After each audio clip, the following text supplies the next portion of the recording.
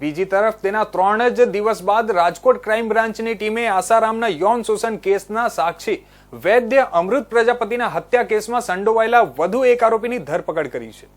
રાજકોટમાં B division police station વિસ્તારમાં વૈદ્ય અમૃત પ્રજાપતિની ગોળી મારી શાર્પ શૂટરે હત્યા કરી હતી, જેમાં 10 વર્ષ બાદ રાજકોટ પોલીસે વધુ એક આરોપીની કર્ણાટક સ્થિત આસારામના આશ્રમમાંથી ધરપકડ કરી છે। રાજકોટ ક્રાઇમ બ્રાન્ચની ટીમે વેશ પલટો કરી આશ્રમમાં પ્રવેશી રેકી કરી બાદમાં આરોપી કિશોર બાલકૃષ્ણ બોડકેની ધરપકડ કરી છે।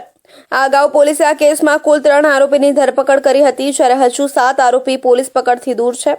અત્રે ઉલ્લેખનીય છે કે દુષ્કર્મ કેસમાં આસારામને સુપ્રીમ કોર્ટે વચગાળાના જામીન આપ્યા છે। વર્ષ 2013ના દુષ્કર્મ કેસમાં સુપ્રીમ કોર્ટે 31 માર્ચ 2025 સુધીના વચગાળાના જામીન આપ્યા છે। રાજકોટ ડીસીપી ક્રાઇમ પાર્થરાજસિંહ ગોહિલે જણાવ્યું હતું કે રાજકોટના બી ડિવિઝન પોલીસ સ્ટેશન વિસ્તારમાં 23 મે 2024ના રોજ રાજકોટના પેડક રોડ ઉપર ઓમ શાંતિ આરોગ્ય ધામમાં દર્દીના સ્વાંગમાં આવેલા શાર્પ શૂટરે અમૃત પ્રજાપતિ પર ફાયરિંગ કર્યું હતું। ફાયરિંગમાં પ્રજાપતિને ગળામાં ગોળી ઘૂસી જતા ગંભીર ઈજા થઈ હતી। પહેલા સ્થાનિક હોસ્પિટલ અને બાદમાં તેમને અમદાવાદની હોસ્પિટલમાં સારવાર માટે ખસેડાયા હતા, જ્યાં સારવાર દરમિયાન તેમનું મૃત્યુ નિપજતા બનાવ હત્યામાં પલટાયો હતો। આ કેસમાં 10 વર્ષ બાદ રાજકોટ ક્રાઇમ બ્રાન્ચે ગુપ્ત રીતે ઓપરેશન પાર પાડી વેશ પલટો કરી કર્ણાટક સ્થિત આસારામના આશ્રમમાં રેકી કરી બાદમાં વધુ એક આરોપી કિશોર બાલકૃષ્ણ બોડકેની ધરપકડ કરી છે। મૃતક અમૃત પ્રજાપતિ લાંબા સમયથી આસારામ સાથે સંકળાયેલા હતા।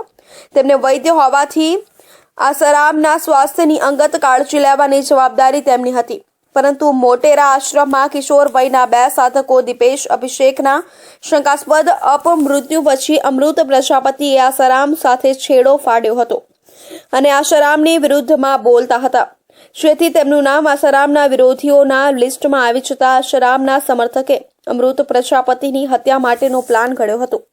પોલીસને ચોક્કસ બાતમી મળી હતી કે હત્યા માટેનો પ્લાન બનાવવામાં આરોપી કિશોર બાલકૃષ્ણ બોડકેની ભૂમિકા છે અને હાલ તે કર્ણાટકના કાલાબગુડી જિલ્લામાં આવેલા આશ્રમમાં છે, જેથી પોલીસની ટીમ આશ્રમ ખાતે પહોંચી હતી।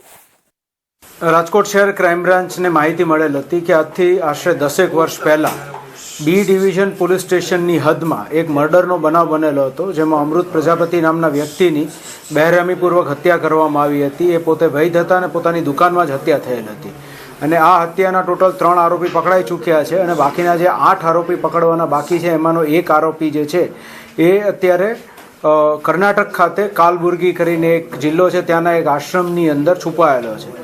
તો આ માહિતી જે મળી હતી તેના આધારે અહીંયાથી એક ટીમ ત્યાં રવાના થઈ હતી અને ત્યાં રવાના થઈને સૌપ્રથમ તો તે આશ્રમ સુધી ત્યાં સેવક તરીકે જોડાઈ ગયા હતા અને સેવક તરીકે જોડાઈને પહેલાં વેરીફાઈ કર્યું કે સદર આરોપી ત્યાં ઉપસ્થિત છે કે કેમ, અને ત્યારબાદ તેની પૂછપરછ અર્થે અત્યારે લાવેલા છે અને તેના વિરુદ્ધ ધોરણસરની કાર્યવાહી હાથ ધરેલી છે।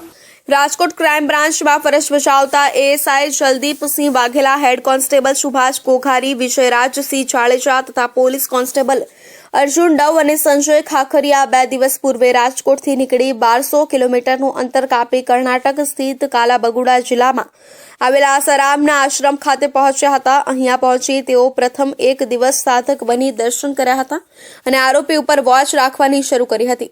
એક દિવસની રેકી બાદ આરોપી વિશે ભાળ મળી જતા તેને ઝડપી પાડ્યો હતો અને સતત નોનસ્ટોપ કર્ણાટકથી પરત 1200 કિલોમીટર રાજકોટ લાવવામાં આવ્યો છે। આમ કુલ 2400 કિલોમીટર અંતર કાપી 10 વર્ષથી નાસ્તા ફરતા હત્યાના ગુનાના આરોપીને પોલીસે ધરપકડ કરી કાયદેસરની કાર્યવાહી હાથ ધરી છે।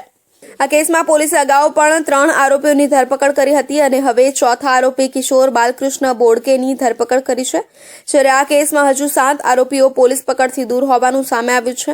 પોલીસે હત્યાના ગુનામાં આરોપીની ધરપકડ કરી રિમાન્ડ મેળવવા